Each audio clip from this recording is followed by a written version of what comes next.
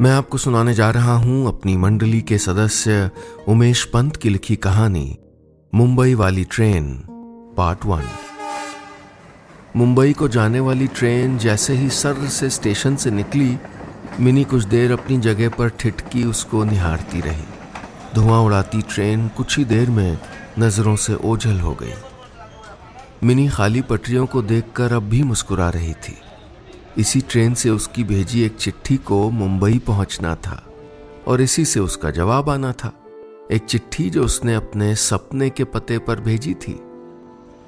अरे चल ना, अब तो तेरी मुंबई जाने वाली ट्रेन भी चली गई। लड़कों से प्यार करने की उम्र में एक ये लड़की है जो ट्रेन से प्यार करती है। मिनी की दोस्त रंजना ने उसे छेड़ते हुए कहा, देखना एक दिन यही ट्रेन मुझको मुंबई लेके जाएगी और एक दिन इसी ट्रेन से तेरी मिनी हीरोइन बन के लौटेगी। मिनी ने यह कहकर अपनी सबसे अच्छी दोस्त रंजना की बाहों में हाथ डाला और अपनी छन से छनकती चूड़ियों में एक बार फिर से अपने सपनों की आहट सुन ली। रंजना ने मटक मटक कर चलती हुई मिनी को देखा।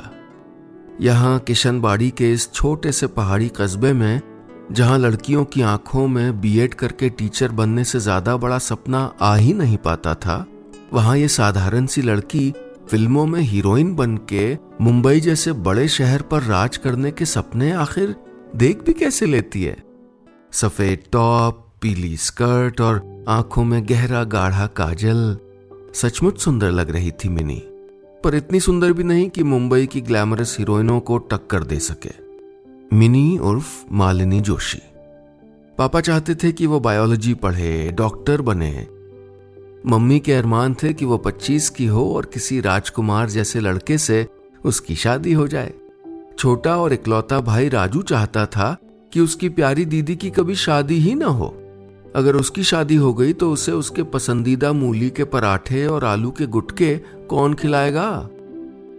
लेकिन मिनी उन सब से अलग थी। उसे यह भी पता था कि एक दिन किसी फिल्म की हीरोइन बनने का ये जो सपना उसने पाल लिया है, उसे इस छोटे से कस्बे में कोई समझने से रहा। मम्मी पापा को अगर इसकी भनक भी लग गई ना, तो वो उसका घर से निकलना मुश्किल कर देंगे। और राजू, वो तो हंस हंस के लोटपोट हो जाएगा। कभी कभी तो वो खुद सोचने लगती कि कितना असंभव सा सपना देखा था उसने। ऐसे सपने भला कभी सच होते हैं? वो जानती थी कि उसके और उसके सपने के बीच में जो प्यार है वो एक तरफा प्यार है। लेकिन जैसे ही मुंबई से आने वाली वो ट्रेन धड़धड़ाती हुई उसके कस्बे से गुजरती तो उसकी उम्मीदें फिर जाग जाती। ऐसी ही किसी ट्रेन से कंगना भी तो मुंबई गई होगी। परिणीति चोपड़ा, स्वरा भास्कर, ये सब छोटे शहर की मिडिल क्लास लड़कियां ही तो हैं। मिनी ने ऐसी न जाने कितनी हीरोइनों के अखबार में छपने वाले इंटरव्यू पढ़े थे और बाकायदा उनकी कटिंग संभाल के अपनी अलमारी में रखी थी। जब भी वो निराश होने लगती तो इंटरव्यू वाली उस फाइल को निकाल लेती और वो उम्मीद से भर जाती।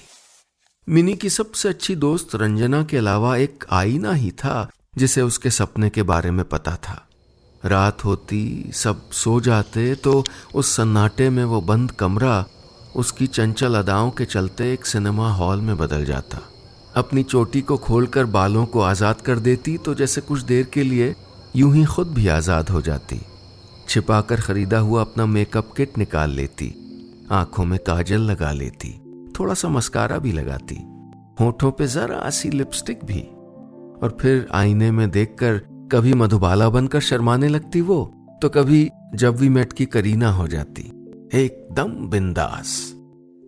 सुबह होते होते रात वाली मिनी न जाने कहां गायब हो जाती, जैसे एक चेहरे में दो चेहरे छुपे हों। सिलाई, बिनाई, क्रोशिया और घर की सजावट से लेकर एक से एक लजीज पकवान बनाने तक सब कुछ आता था उसे। चुलबुली थी तो सबकी चहेती भी थी, लेकिन इसी वजह से कस्बे की उस छोटी सी बाजार में कुछ लोग उसके बारे में उल्टी सीधी बातें भी करते थे।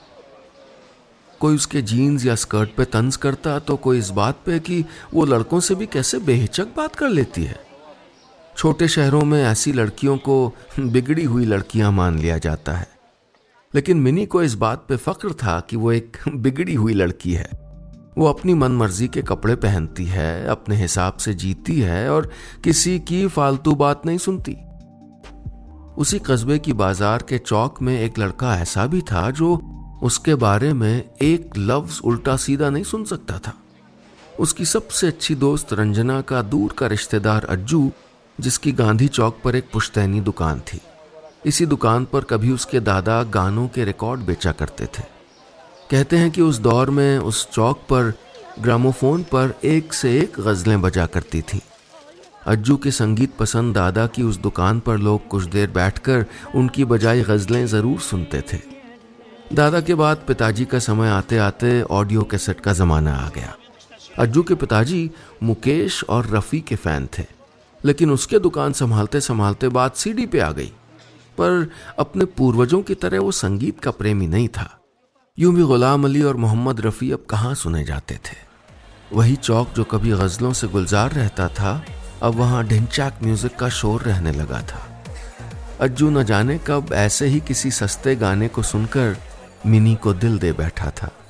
उसके म्यूजिक स्टोर पर बजने वाला करीब करीब हर गाना वो दिल ही दिल में मिनी को डेडिकेट कर चुका होता था। अज्जू के पिताजी म्यूजिक स्टोर को छोड़कर अब कपड़ों का बिजनेस संभालने लगे थे।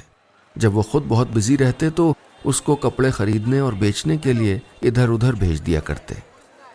लेकिन उसके दिल की बात मानी जाए तो उसे अपना स्टोर और कस्बा छोड़कर कहीं जाने का मन नहीं होता, और इसके पीछे आलस के साथ साथ एक बड़ी वजह मिनी भी थी। अपनी बहन की बेस्ट फ्रेंड को जब पहली बार अपने घर में गप्पे लड़ाते हुए छुप के देखा था उसने, तो वो फिदा हो गया था उस पे। अनुराग कश्यप, राम गोपाल वर्मा, सलमान खान, रणबीर सिंह, कोंकणा सेन, क्या क्या तो नाम ले लिए थे उसने कि उस वाली फिल्म में उस वाली हीरोइन ने कैसे उस वाले हीरो को प्रपोज किया था, कैसे उस वाले विलेन से लड़ा था हीरो। सुनते सुनते हल्की सी नीली आंखों वाली, चूड़ीदार सलवार कमीज पहनने वाली और बड़ी खूबसूरत मुस्कुराहट होठों में लेके चलने वाली मिनी को तो जैसे अपनी हीरोइन बनाने का सपना देख लिया था अज्जू ने। अज्जू के जानने वाले यूं उसे एक अमीर बाप की बिगड़ी हुई औलाद ही मानते थे, और मोहल्ले की लड़कियां भी उसे कोई ठीक ठाक नजर से नहीं देखती थीं। लेकिन मिनी को देखकर न जाने क्यों अचानक उसकी लफंगाई कहीं खो जाती। वो सामने आती तो अज्जू उसको इम्प्रेस करने के लिए भीगी बिल्ली का किरदार बखूबी निभाने लगता। उस रात बारिश हो रही थी। पेड़ों की पत्तियों से गिर रही बूंदों की आहट कुछ ज्यादा ही रहस्यमयी लग रही थी। दिन में एक खत का जवाब आया था मिनी के पास, जैसे उस खत के साथ 2 पंख भी उड़कर आए हों। शाम को कुछ देर आंगन में खड़े होकर वो जी भर के भीगी। अखबार के क्लासिफाइड कॉलम में कुछ दिन पहले एक विज्ञापन छपा था। फिल्म में लीड रोल के लिए चाहिए फीमेल कलाकार, इच्छुक कलाकार संपर्क करें। यह विज्ञापन पढ़कर उसे लगा था जैसे उसी के लिए छपा हो ये। मिनी के घर में अब उसकी शादी की बातें चलने लगी थीं। इससे पहले कि ये बातें किसी नतीजे पर पहुंचें, उसे अपने लिए फैसला ले लेना था। जैसे किस्मत के योर ऑनर ने सजा सुनाने से पहले एक मौका दे दिया हो उसे।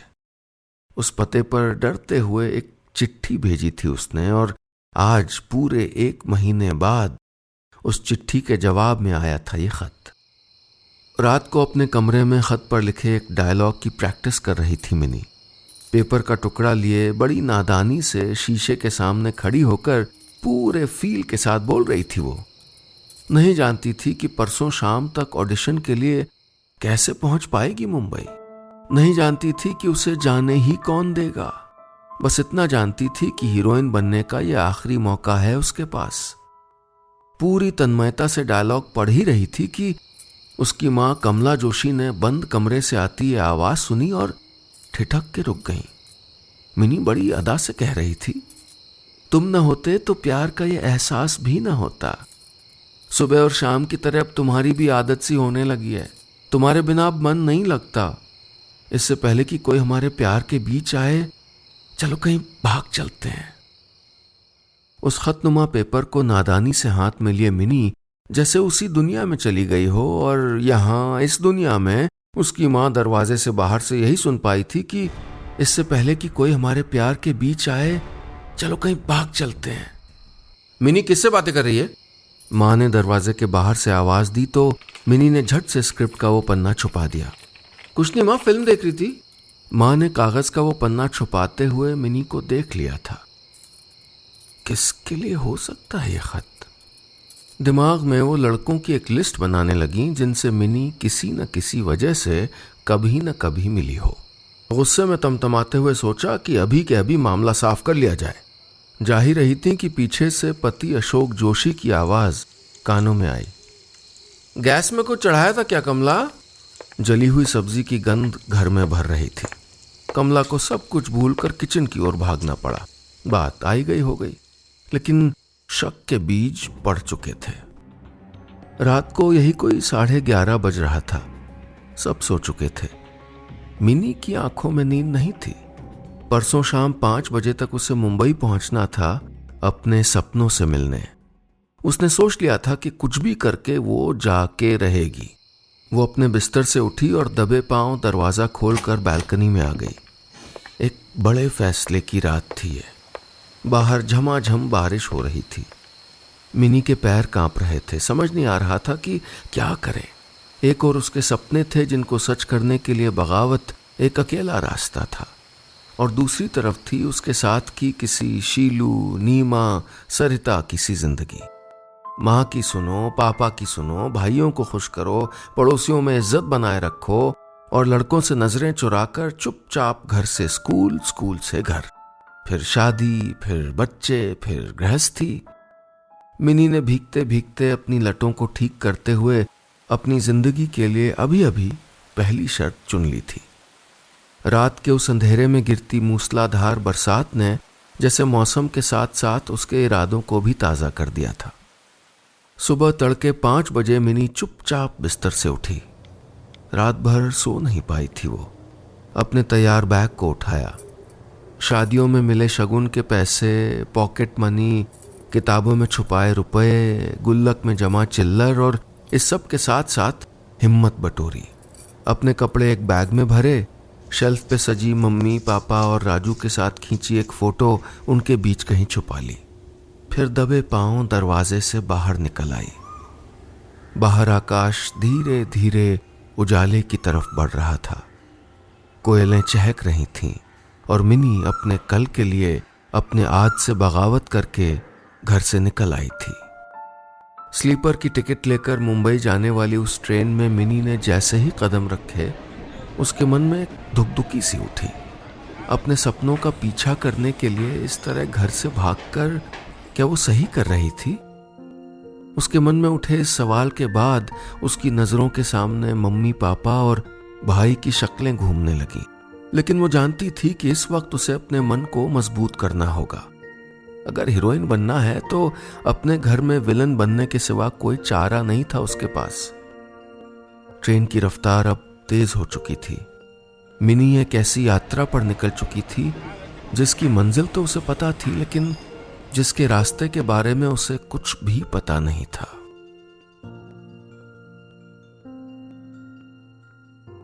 दोस्तों, कहानी का यह हिस्सा इतना ही।